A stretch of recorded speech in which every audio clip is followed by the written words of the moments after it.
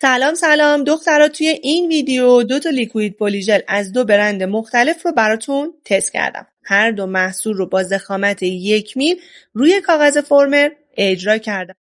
به مدت 60 ثانیه توی دستگاه UV کیور کردم.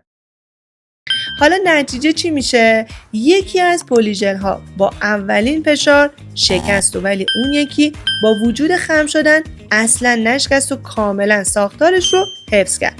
دلیلش چیه؟ توی لیکوید پلیژل های با کیفیت درصد مناسبی از رزین انعطاف پذیر و پلیمرهای تقویت شده استفاده شده که باعث میشه استحکام مکانیکیش رو بالا ببره.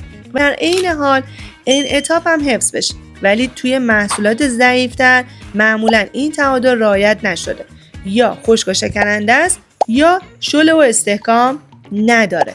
حالا اگر دوست داری بهت بگم از این 2 تا محصولی که تست کردم کدومش خیلی کیفیت داره و میتونی برای مشتری استفاده کنی، کلمه لیکوید پلیژل رو واسم کامنت کن.